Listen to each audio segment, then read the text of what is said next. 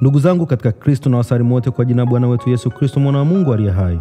Karibuni tuendelee kujifunza kwa pamoja kuhusu historia ya kanisa katika vipindi vyake mbalimbali.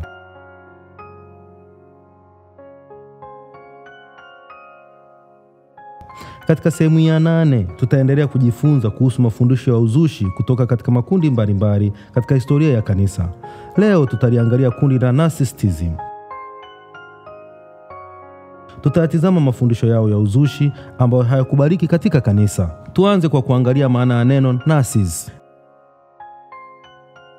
Neno hili Gnosis linatokana na neno la Kigiriki linalomaanisha maarifa, kwa lugha ya Kiingereza knowledge. Kundi hili la Gnosticism lilianza karne ya kwanza. Mafundisho yake yalikataliwa na viongozi wa kanisa kama vile Irenaeus,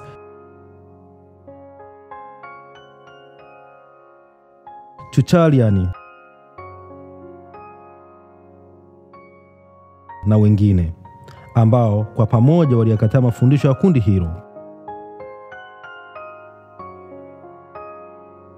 Kuna baadhi ya wasomi katika historia ya kanisa wanadai kwamba mapokeo ya mafundisho yametafiti chanzo cha kundi hili na kudai kuwa yasemekana mwanzilishi wake ni Simon Magus.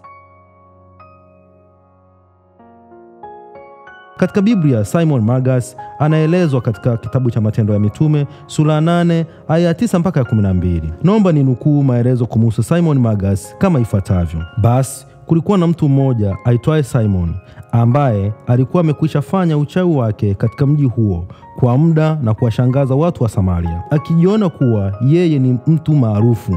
Watu wote wadogo na wakubwa walimsikiliza kwa makini wakisema, Simoni ndiye nguvu ya kimungu inayoitwa nguvu kubwa. Walivutiwa sana naye kwa vile alikuwa amewashangaza kwa uchawi wake kwa muda mrefu.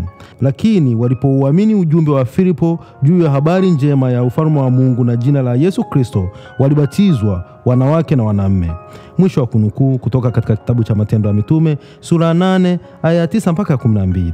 Ila baadaye huyo Simoni alistaajabu miujiza iliyotendwa na mitume wakati wakihubiri injili ya Kristo huko Samaria. Baada ya kupata maelezo hayo kwa ufupi kumuhusu mwanzilishi wa kundi hilo ambaye yasemekana ni Simon Magus, sasa tuyatizame mafundisho ya kundi hili. Kundi hili lilifundisha kwamba watu wanaweza kupata wokovu kutokana na maarifa yatokanayo na kile wanachofundisha. Maarifa hayo yanapatikana kutoka kwao pekee, yaani kwa wafuasi wa kundi hili la Gnosticism. Mojawapo ya fundisho kuu kutoka katika kundi hili ni kwamba dunia ipo katika hali kuu mbili, ile ya ubaya na ile ya wema.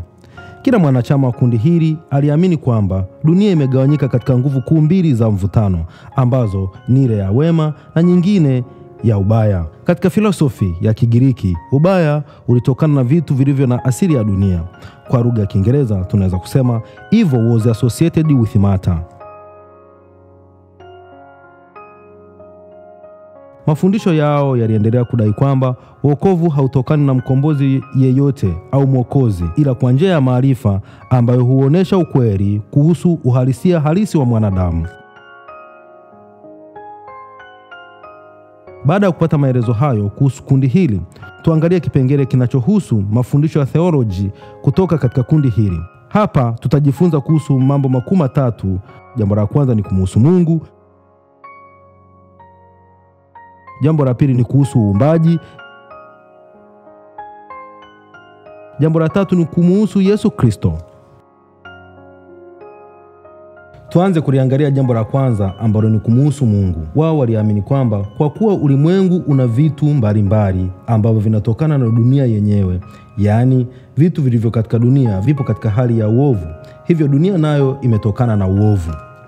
Walifundisha pia kwamba ulimwengu wa kiroho wenyewe hutokana na wema, hivyo kufanya uumbaji wa dunia kuwa katika hali mbili tofauti baina ya uumbaji wa kiroho ambao walidai kuwa huo ni uumbaji ulio mwema, na ule wa kidunia ambao walifundisha kuwa uumbaji huo wa dunia upo katika hali ya uovu. Jambo la pili ni kuhusu uumbaji. Waliamini na kufundisha kwamba uumbaji wa dunia ni tokeo la kuanguka kwa hekima. Nikinukuu kwa lugha ya Kiingereza, walifundisha kwamba the creation of the world was the effect of the fall of Sophia, that means wisdom. Wao waliamini kwamba Ulimwengu wote umeumbwa kwa ubaya, isipokuwa kwa viumbe vichache vya kiroho vilivyokusudiwa kwa wokovu, ambavyo vina chembe ya umungu katika miili yao. Japo kuwa viumbe hao pia hawafahamu au hawana uelewa kuhusu chanzo cha mbingu. Hivyo wanahitaji elimu ya asili ili kuvileta viumbe hivyo kwenye wokovu. Wokovu kwa viumbe hao kuwa na uelewa na kujielewa wenyewe, yaani kujua chanzo chao na mwisho wao. Jambo la tatu ni kumuhusu Yesu Kristo.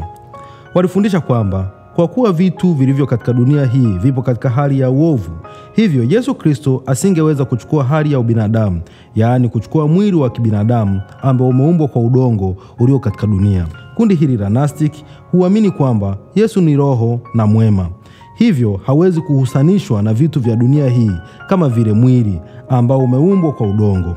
Udongo utokanao na dunia ambao ni mbaya au ovu. Mtizamo huu ni kinyume na mafundisho ya Biblia au ya kanisa. Pia kumuhusu Yesu Kristo walifundisha yafuatayo. Jambo la kwanza, Yesu Kristo asingeweza kuwa mwanadamu kwa kuwa mwanadamu ameumbwa kwa udongo ambao upo katika dunia iliyo mbaya au ovu. Jambo la pili, Yesu ni kiumbe chini ya kiumbe mwenye nguvu ambaye alitumwa duniani kuwafanya watu kuwa huru kutoka katika minyororo au utumwa wa dunia. Jambo la mwisho au jambo la tatu waliofundisha ni kwamba lengo la Yesu lilikuwa kuwafundisha watu au kufundisha juu ya maarifa fulani muhimu au kuwapa watu uelewa ili kwamba mwanadamu kupitia uelewa huo wa kiakili na kisomi aweze kupata wokovu. Mwisho wa sehemu ya 8. Katika sehemu ya 9 tutaendelea kujifunza mafundisho ya uzushi kwa kuliangalia kundi la Marcionism. Kundi hili lilifundisha kwamba kuna Mungu wawili, yaani Mungu wa Agano la Kale ambaye ni mwovu na Mungu wa Agano Jipya ambaye ni mwema. Asanteni sana na Mungu awabariki.